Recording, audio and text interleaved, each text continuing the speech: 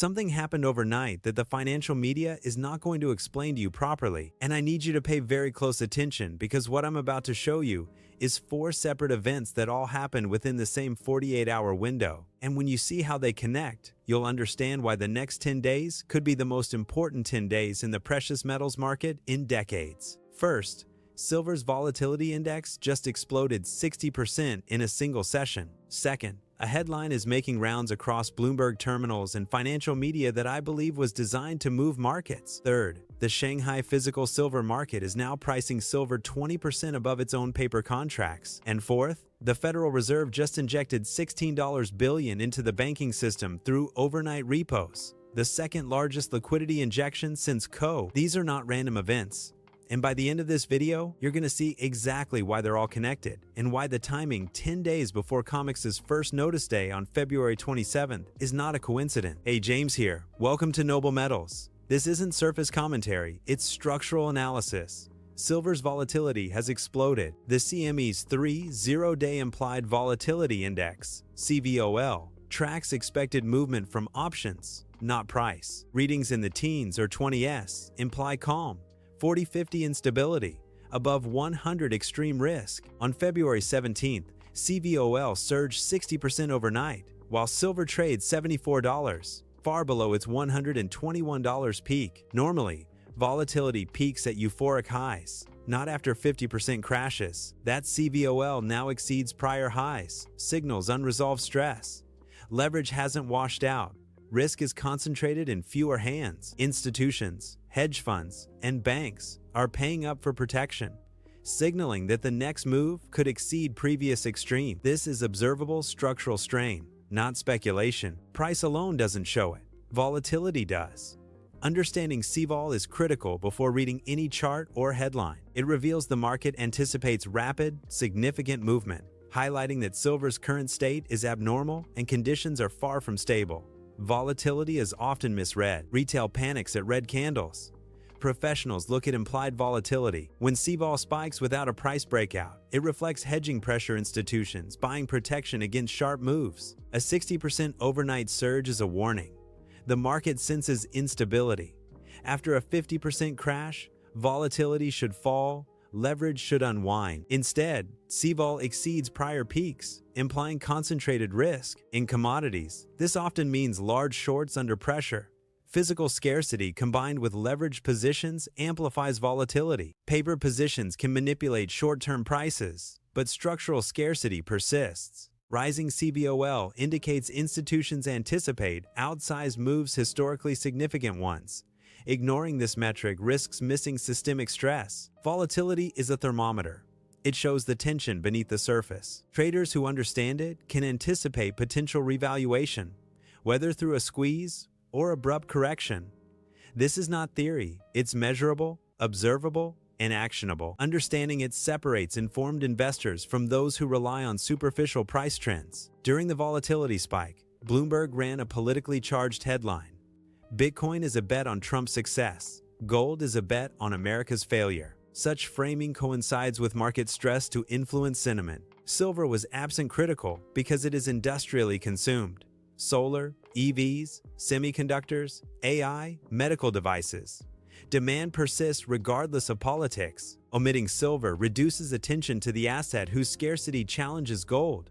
Bitcoin narratives. Physical premiums are rising. Volatility is high.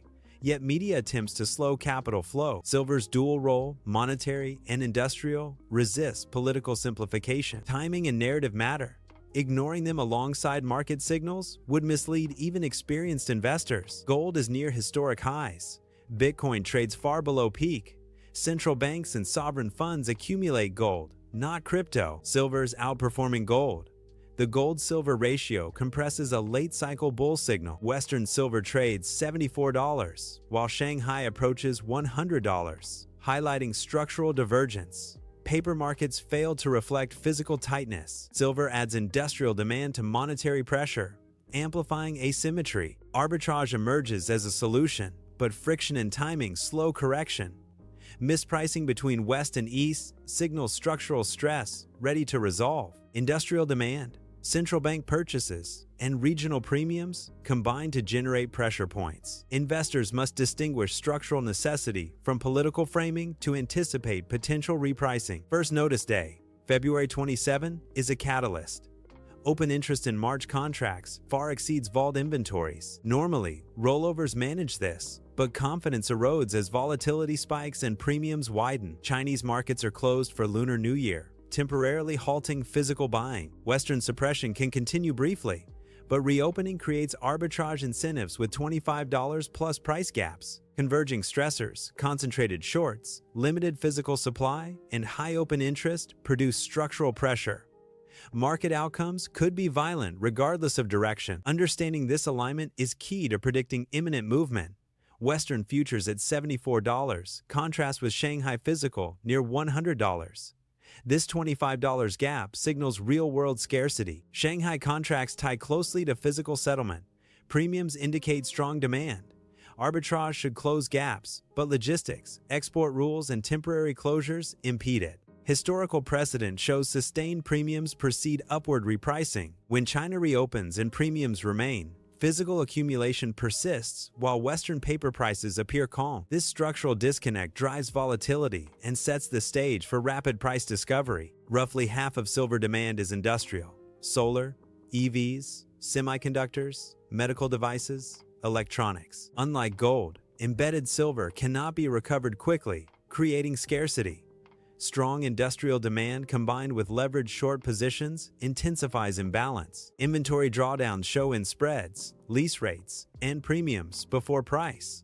Rising CVOL after a 50% correction signals persistent demand stress, not panic. Physical necessity plus paper positions creates a volatile environment ripe for squeezes.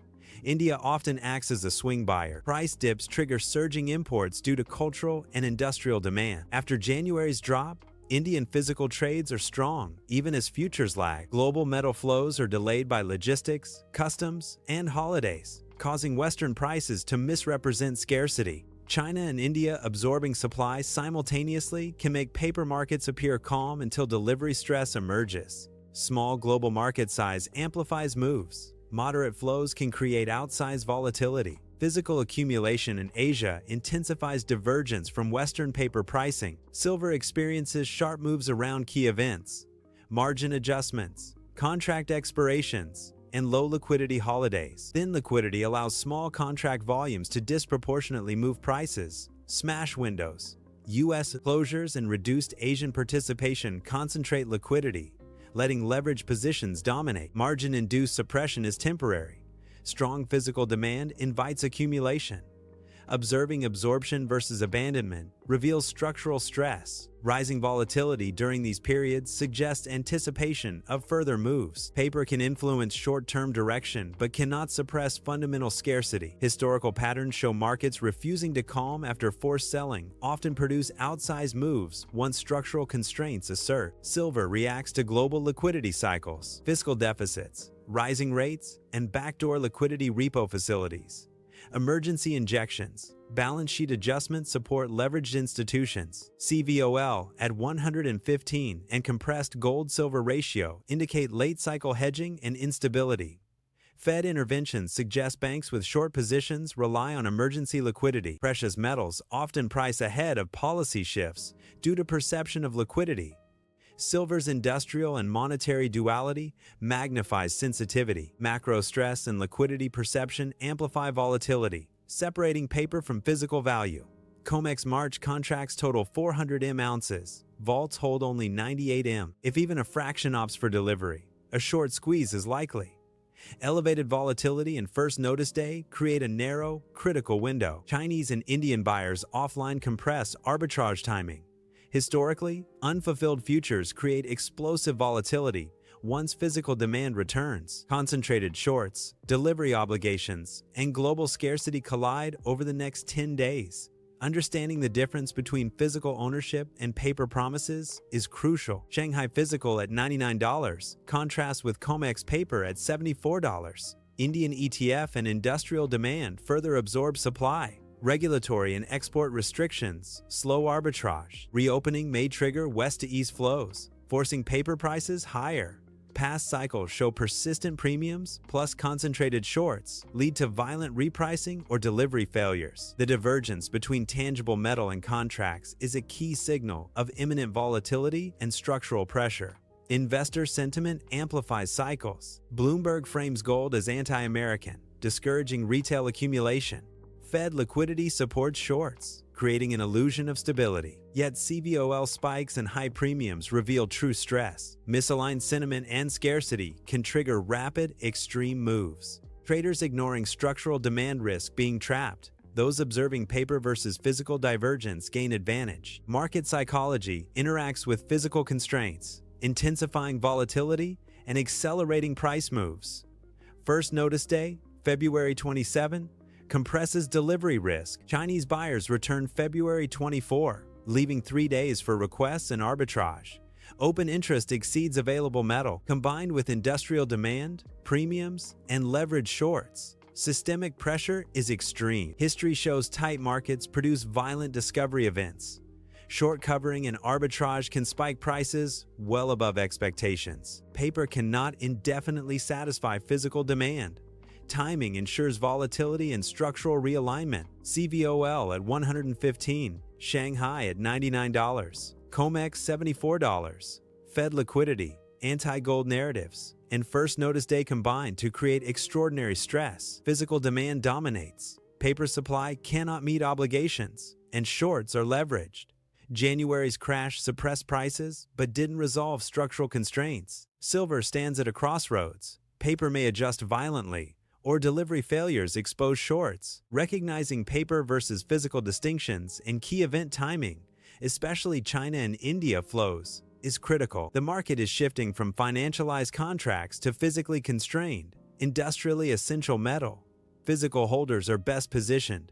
Paper holders face elevated risk. I'm not here to build a cult of followers. I'm here to build a community of thinkers. At Noble Metals, I provide the raw data, but I want you to bring the hard questions. We live in an era where debt is sold as wealth and clicks are sold as value. Don't just take my word for it. I encourage you to be a skeptic.